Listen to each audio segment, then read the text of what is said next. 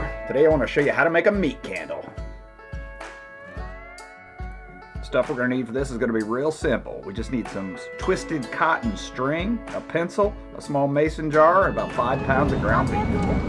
Yeah, that one right there. 5 pounds of ground beef. 5 pounds. Yep. Oh, that's the big one. Wow, he's strong. Yeah. All right, guys, let's go find the string, okay? Catch.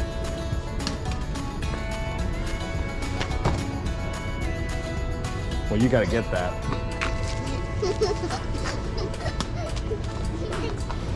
No.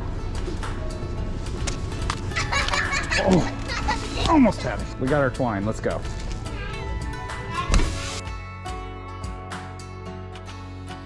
First step here, all we're going to need to do is cook down the ground beef, strain it out, and let the fat separate by putting it in a cool place like a refrigerator, or if it happens to be 19 degrees outside like it is here, stick it outside. The fattier the beef, the better for this one, so I'm using 27% fat ground beef here. It's taco night in the Backfish house, so yum. As the grease separates, the tallow will form on the top, and what's underneath is generally called stock. We're just going to remove the tallow, and that's what we're going to be making a candle from. These candles are pretty old school, so this is something people in the past have been very familiar with.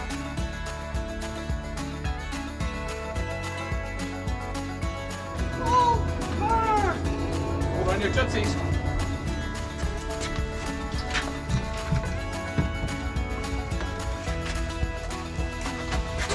Thanks, sweetheart.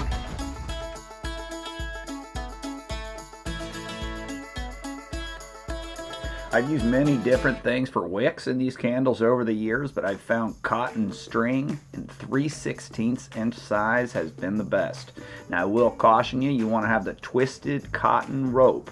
What I'm showing you, and I'm holding my hands here, is diamond braided cotton string, and it actually has nylon on the inside, so that will not make a sufficient candle wick. This is the twisted cotton string. This makes an excellent wick for all kinds of different candles. So this is what we're going to be using today.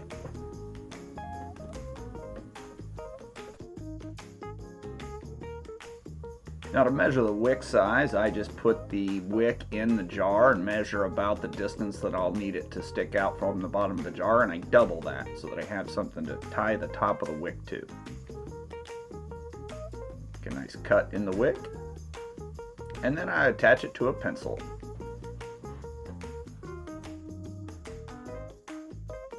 From here I just twist the string onto the pencil, and this allows us to adjust the depth of the wick into the candle and make fine-tune adjustments. And this will come in real handy later as we're pouring the tallow in. There's definitely more than one way to accomplish this task. This is just the most efficient way I've found to do it over the years. Some people will elect to attach a washer or a nut or something heavy to the bottom of the wick, but I just haven't found that to be necessary. So feel free to do that if you like.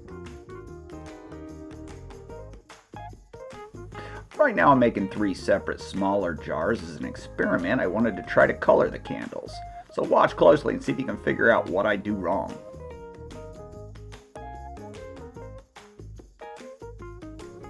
Now we're ready to separate the tallow from the stock. Now it is a little frozen here while I'm working with it, so you'll see it'll break and snap on me a little bit. That normally won't be a problem you run into.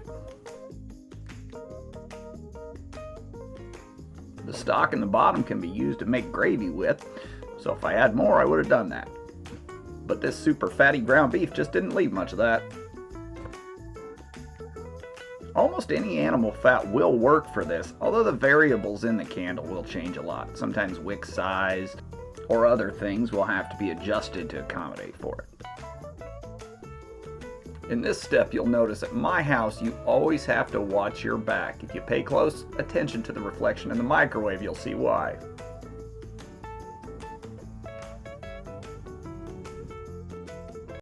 Trying to scare me with that bat, were you? I see a kid sneaking up behind me with a baseball bat. Some of my friends watch Now to color the candles, I am going to experiment with a couple of different things.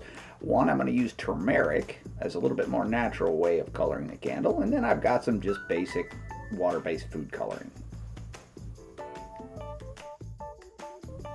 Pour the tallow through a fine mesh strainer for this step. That'll help make sure any little bits of hamburger that are still hanging around will get removed. Notice that nice color, how it turned to orange. Really like that. It'll end up being a very nice yellow color.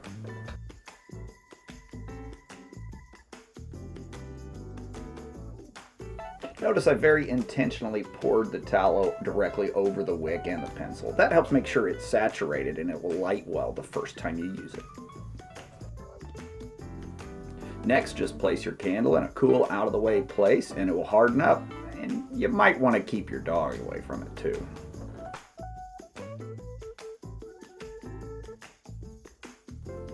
Now, as I attempt to finish the other 3 candles, it becomes blatantly obvious to me that I've made a mistake.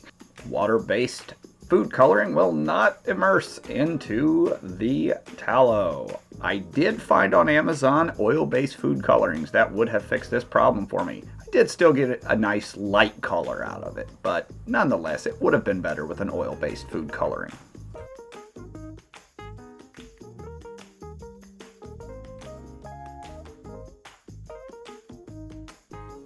Now to place my 3 remaining candles outside and wait for the results.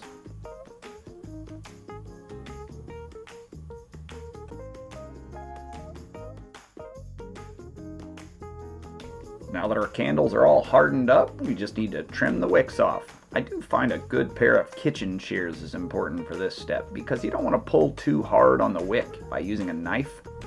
It will pull out of the wax if you're not careful. Even the color from the turmeric settled to the bottom of the jar a little bit, but that's okay. It's not going to impact how the candle burns, and it adds a really nice color. Now here you see I'm using the shears to actually push the wick back down into the wax a little bit. I pulled it out while cutting it, and I'm just packing down the wax again. Easy fix.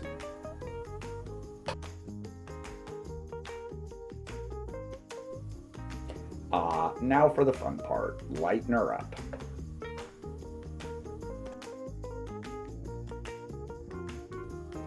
I have found that the burn time on these candles rivals any good quality paraffin wax candle. I have frequently left them burning for 10 to 12 hours before during a day off while I'm working in the kitchen. I know this seems silly and might be a moot amount of energy that's actually given into the house, but I can't help but feeling during the winter months I'm putting just a little bit of heat into the house while I burn my candle. So I enjoy on a day off keeping it running, just to help offset the chill in the house just a little bit and take some pressure off of that HVAC system. Now it's time for me to do what candles make one do and get just a little romantic. And serenade my lady with a lip-synced classic.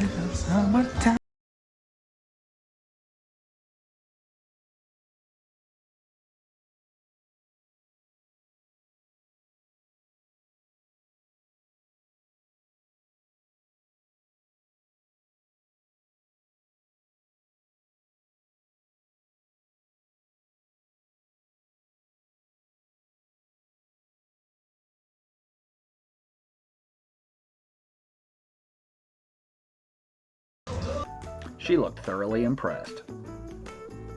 They really don't smell bad. If you really get...